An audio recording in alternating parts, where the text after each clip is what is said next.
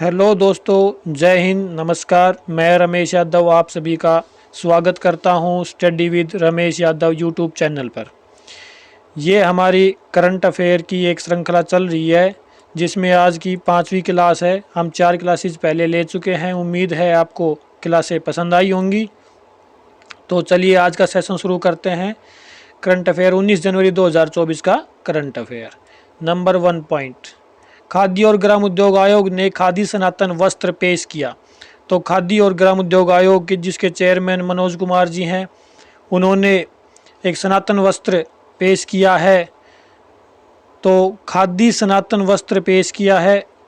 कहाँ पेश किया है? दिल्ली में पेश किया है। किस उपलक्ष्य में? 22 जनवरी को रामोत्सव के अवसर पर मेनली तो ये पेश किया गया है, लेकिन गणतंत्र दिवस के अवसर पर इन्होंने छूट दी है। तो 22 जनवरी को रामोत्सव के अवसर पर नई दिल्ली स्थित खादी भवन, तो नई दिल्ली में स्थित है खादी भवन। नाम क्या है? सनातन वस्त्र इसका खादी भवन का नाम है। पर 20% तक की विशेष छूट देगा। यह छूट अयोध्या में भगवान राम की मूर्ति के प्राण प्रतिष्ठा समारोह पर दी जाएगी। तो 22 जनवरी को प्राण प्रतिष्ठा समारोह है, तो उसके उपलक्ष्य में 20% की छूट दी जाएगी। चेयरमैन कौन है? मनोज कुमार। है कहाँ पे अपना खाद्य और ग्राम उद्योग आयोग? दिल्ली में। तो खाद्य और ग्राम उद्योग आयोग अधिनियम 1956 के तहत भारत सरकार द्वारा खाद्य और ग्राम उद्योग आयोग की स्थापना की गई। तो ये चीज़ इंपॉर्टेंट है, याद रखना। नेक्स्ट पॉइंट देखते हैं। स्टार्टअप पारिस्थितिकी तंत्र विकसित करने के मामले में गुजरात पहले स्थान पर। तो गुजरात में स्टार्टअप सबसे आगे चल रहा है और लगभग 4 सालों से आगे चल रहा है। तो उभरते उद्यमियों के लिए स्टार्टअप पारिस्थितिक तंत्र विकसित करने के मामले में गुजरात, केरल तथा कर्नाटक सबसे बेहतर प्रदर्शन करने वाले राज्य बनकर उभरे हैं। उद्योग व आंतरिक व्यापार संवर्धन विभाग की राज्यों तथा केंद्र शासित प्रदेशों की रैंकिंग में यह बात सामने आई है। तो सबसे पहला नंबर किसका है? सबसे पहला नंबर गुजरात का है। ये इंपॉर्टेंट है, याद रखना। केरल, तमिलनाडु ने भी अच्छा प्रदर्शन दिखाया है। तो सबसे पहला नंबर गुजरात का है। तो स्टार्टअप का जो प्रदर्शन के बारे में कोई विभाग बताता है तो उस विभाग का नाम है वाणिज्य विभाग, वाणिज्य व उद्योग विभाग, जिसके मंत्री हैं पीयूष गोयल जी। चलो आगे देखते हैं। पॉइंट 3, छत्तीसगढ़ ने महतारी वंदना योजना शुरू की। तो छत्तीसगढ़ में शुरू की है कौन सी? महतारी वंदना योजना छत्तीसगढ़ में शुरू की गई है। छत्तीसगढ़ में महतारी वंदना योजना किस लिए शुरू की गई है? मध्य प्रदेश सरकार द्वारा आयोजित आर्थिक सरकारी लाडली बहना योजना। तो मध्य प्रदेश में एक योजना शुरू की गई है, कौन सी? आर्थिक सहकारी लाडली बहना योजना। और छत्तीसगढ़ में शुरू की गई है महतारी वंदना योजना। छत्तीसगढ़ में महतारी वंदना योजना और मध्य प्रदेश में लाडली बहना योजना के सफल कार्यान्वयन से प्रेरित होकर छत्तीसगढ़ सरकार ने हाल ही में महतारी वंदना योजना 2024 के नाम से एक नई योजना शुरू की है। इस पहल के तहत सरकार का लक्ष्य आर्थिक सहायता प्रदान करना है। महिलाओं को हर महीने 1,000 रुपये देंगे, तो वार्षिक हो गए 12,000 रुपये वार्षिक मिलेंगे। तो ये चीज़ इम्पोर्टेंट है, याद रखना। महतारी वंदना योजना द्वारा दी जाने वाली आर्थिक सहायता छत्तीसगढ़ में महिलाओं के लिए बहुत महत्वपूर्ण है। देखो, महिलाओं को बढ़ावा देने के लिए, उनकी आर्थिक स्थिति को सुधारने के लिए ये पहल सरकार द्वारा की गई है।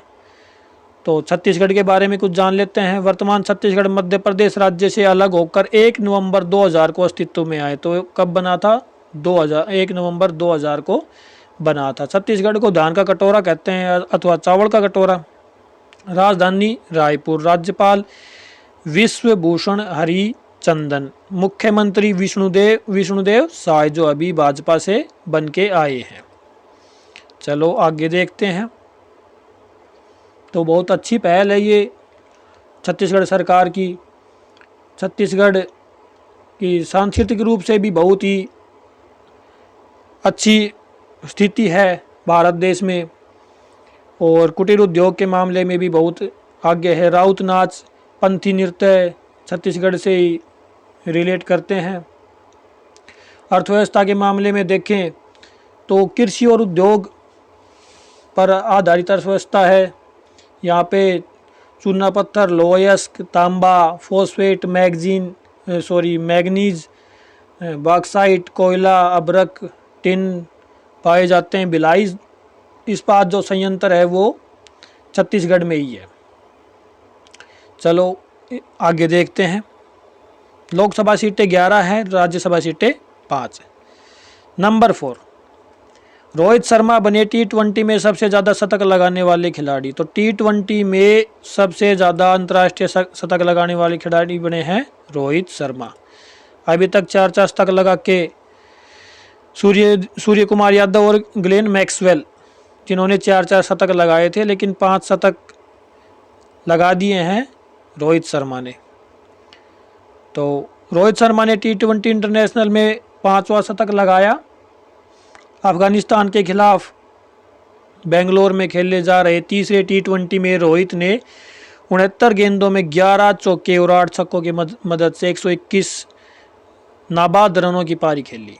तो बहुत अच्छा खेले और ये मैच 2 सुपर ओवर से होके गुजरा और भारत ने अपनी जीत हासिल की। तो आगे देखते हैं नंबर 5 पॉइंट। SBI को पछाड़ LIC बनी सबसे मूल्यवान PSU। तो सबसे मूल्यवान PSU मतलब होता है पब्लिक सेक्टर की जो यूनिट होती है उसको PSU बोलते हैं। सार्वजनिक क्षेत्र में आती है ये SBI भी और LIC भी। तो भारतीय जीवन बीमा निगम के शेयर में बुधवार को सुबह के कारोबार में 2% से अधिक की वृद्धि हुई। तो हमें तो ये इंपॉर्टेंट नहीं, याद नहीं रखना, बस ये याद रखना कि SBI को पीछे छोड़ के कौन सी कंपनी नंबर 1 पे आ गई है, तो LIC आ गई है। अच्छा, तो LIC के बारे में जान लेते हैं। LIC की स्थापना हुई थी 1 सितंबर 1996 को। मुख्यालय है इसका मुंबई में। अध्यक्ष हैं सिद्धार्थ मोहंती। और काम क्या करती है? जीवन बीमा, स्वास्थ्य बीमा, निवेश प्रबंधन, म्यूचुअल फंड ये चलाती है LIC। LIC का आप लोगों को कुछ पता भी होगा। SBI के बारे में भी बच्चों को पता होगा। भाई SBI बैंक है, काम क्या करता है? भाई पैसे जमा कराने का, निकलवाने का काम करता है। तो इसके बारे में कुछ जान लेते हैं। 27 जनवरी 1921 को 3 बैंक थे भारत में, को मिलाकर एक Akhil Bharatiya bank imperial bank of India बनाया गया।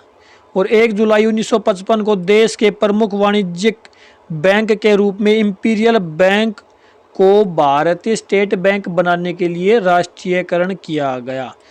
तो अगर पूछा जाए कि SBI की स्थापना कब हुई, तो SBI की स्थापना हुई 1 जुलाई 1955 को। 1 जुलाई 1955 को। राष्ट्रीयकरण का मतलब क्या होता है कि किसी भी प्राइवेट सेक्टर की कंपनी को सरकार अधिग्रहण कर लेती है उनका, इसी को हम राष्ट्रीयकरण कहते हैं। उसको सरकारी बना दिया जाता है। सरकार उनकी जो वैल्यूएशन होती है, उनकी पेमेंट पे करके उस कंपनी का अधिग्रहण कर लेती है, उसी को राष्ट्रीयकरण कहते हैं। तो राष्ट्रीयकरण कब किया गया? 1 जुलाई 1955 को। तो पूछा जाए SBI की स्थापना 1 जुलाई 1955 को। चेयरमैन कौन है? श्री दिनेश कुमार खारा इनके चेयरमैन हैं। मुख्यालय कहाँ है SBI का? आप कमेंट करके बताएं। नेक्स्ट क्वेश्चन, नेक्स्ट पॉइंट देखिए नंबर 6। एशिया के सबसे बड़े विमानन एक्सपो विंग्स इंडिया 2024 का आयोजन हैदराबाद में किया जा रहा है। देखते हैं इसके बारे में। विंग्स इंडिया 2024 की थीम है अमृतकाल में भारत को विश्व के साथ जोड़ना। तो ये इम्पोर्टेंट है, याद रखना। विंग्स इंडिया 2024 की थीम अमृतकाल में भारत को विश्व के साथ जोड़ना इम्पोर्टेंट होगा। इस दौरान देश के भावी उड्डयन क्षेत्र की रणनीतिक रूपरेखा पर भी विचार होगा। 100 से अधिक देशों के 1500 से अधिक प्रतिनिधि और 5000 वॉलेंटियर प्रतिनिधियों के कार्यक्रम में भाग लेने की आशा है। तो इतने लोग आ सकते हैं, बहुत अच्छी बात है, आने भी चाहिए। अपने नागरिक और उड्डयन मंत्री श्री ज्योतिरादित्य सिंधिया इस आयोजन में भाग ले रहे हैं। अच्छा, तेलंगाना के बारे में कुछ जान लेते हैं। तेलंगाना की राजधानी है हैदराबाद। तो तेलंगाना का जिक्र आया है तो कुछ जान लेते हैं। तेलंगाना भारत के आंध्र प्रदेश से अलग होकर 28वां राज्य है, लेकिन बना था तो 29वां राज्य बना था। जब 29वां राज्य बना था, उसके बाद जम्मू कश्मीर को 2 हिस्सों में बांटकर जम्मू कश्मीर और लद्दाख करके केंद्र शासित प्रदेश बना दिया गया उनको। तो अभी 28वां राज्य है। हैदराबाद को 10 साल के लिए तेलंगाना और आंध्र प्रदेश की संयुक्त राजधानी बनाया गया। तो अभी अगर पूछा जाए आंध्र प्रदेश की राजधानी क्या है, तो अमरावती आंध्र प्रदेश की राजधानी है। यह भारत के हैदराबाद नामक रजवाड़े के तेलुगु भाषी क्षेत्र से मिलकर बना है। तेलंगाना का शब्द का अर्थ है तेलुगु भाषियों की भूमि। तो तेलंगाना का अर्थ तेलुगु भाषियों की भूमि, और भाषा के आधार पर बनने वाला पहला राज्य आंध्र प्रदेश 1956। राज्यपाल तमिलिसई सौंदरराजन और मुख्यमंत्री अनुमुल्ला रेवंत रेड्डी कांग्रेस से बिलोंग करते हैं। आगे चलते हैं 7 पॉइंट। प्रधानमंत्री नरेंद्र मोदी ने अयोध्या के राम मंदिर को समर्पित स्मारक डाक टिकटों की एक सीरीज लॉन्च की। तो किसने लॉन्च की? प्रधानमंत्री नरेंद्र मोदी ने लॉन्च की। तो यही इंपॉर्टेंट बनता है। प्रधानमंत्री नरेंद्र मोदी ने अयोध्या में राम मंदिर को समर्पित स्मारक डाक टिकटों की एक सीरीज और दुनिया भर के टिकटों वाली एक पुस्तक जारी की। 6 अलग अलग डिजाइन के साथ ये टिकट भी श्री राम जन्मभूमि मंदिर के सार को दर्शाते हैं। तो बहुत अच्छी बात है। इम्पोर्टेंट यही है कि डाक टिकट लॉन्च की तो किसने की? प्रधानमंत्री श्री नरेंद्र मोदी ने की। चलो नेक्स्ट पॉइंट देखते हैं। द्विपक्षीय श्रृंखला के लिए आईसीसी द्वारा नियुक्त पहली निष्पक्ष महिला एम्पायर सू रेडफर्न होगी। तो पहली महिला एम्पायर होगी सू रेडफर्न। अंतर्राष्ट्रीय क्रिकेट परिषद आईसीसी ने द्विपक्षीय श्रृंखला के लिए पहली महिला तटस्थ एम्पायर के रूप में सू रेडफर्न को चुना है। उन्हें ऑस्ट्रेलिया और दक्षिण अफ्रीका के बीच आगामी आईसीसी महिला चैंपियनशिप और T20 मैचों के लिए नामित किया गया है। तो ये इम्पोर्टेंट है, किसके लिए नामित किया गया? ऑस्ट्रेलिया और साउथ अफ्रीका का मैच होगा, उसके लिए इनको चुना गया है। नेक्स्ट जान लेते हैं। आईआईटी मद्रास और अल्टेयर ने इमोबिलिटी सिमुलेशन लैब लॉन्च करने के लिए सहयोग किया। तो क्या है इसको देखो पढ़ते हैं।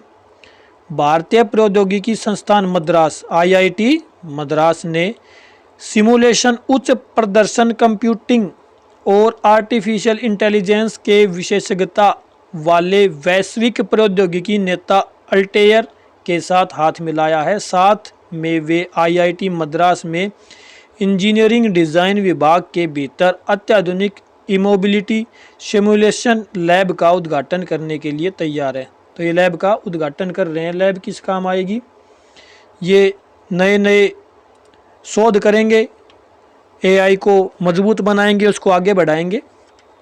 पश्चिम जर्मनी की पूर्व सरकार से तकनीक और वित्तीय सहायता के साथ 1959 में स्थापित यह भारत